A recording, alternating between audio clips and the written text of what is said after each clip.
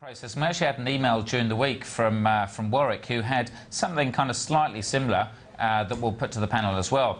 And Warwick wrote, "We own our own house in North Balgowlah, Sydney, and I'm intending to knock it down and build a new house. Rather than renting, should we consider buying another house to live in while we build? Now, a house has come on the market across the road which looks attractive. Does this idea make sense?" So what are your thoughts on that? They bought a house, thinking of knocking it down, building something else. Should they go and rent, or is it worth buying another property? There's two considerations I take into account there along those lines as well. Is first of all, is that property he's considering buying a fundamentally good property to invest in? Because if it's not a good property as an investment property, then he probably shouldn't do it at all, because ultimately it's going to be an investment property, and if it doesn't have the attributes of an investment property, it probably won't work.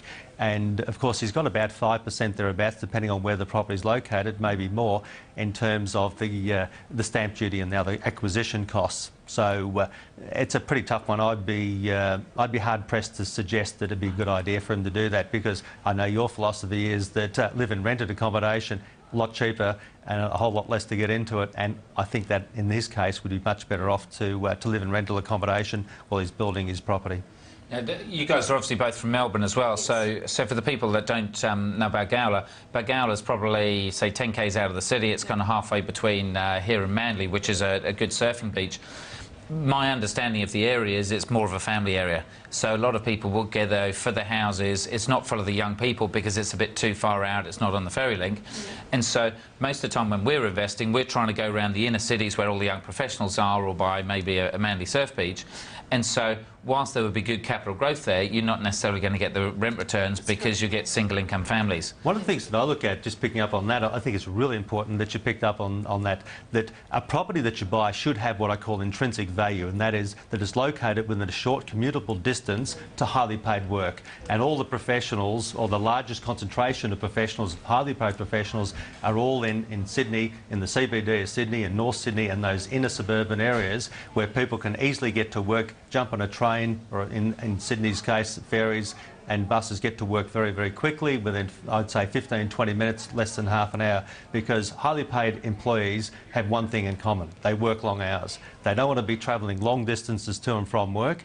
And also about buying in this enclave you're talking about with a lot of owner-occupiers. Often tenants don't look for properties that are owner-occupied enclaves. In Melbourne, for example, Kew, which is a blue-chip suburb in the eastern suburbs, and Sandringham and Hampton along the beachfront there, they're owner-occupied enclaves. So tenants don't get on and punch in Sandringham, or don't punch in Kew so much as they do in South Yarra and Prahran and Malvern and St Kilda for the places to rent. So sometimes it's hard to get tenants. I got an investment property in Kew myself, and what I find is that they stay a long time because it's a really nice suburb to be in. Capital growth has been phenomenal over a long period of time. I've held it for now 12, 13 years.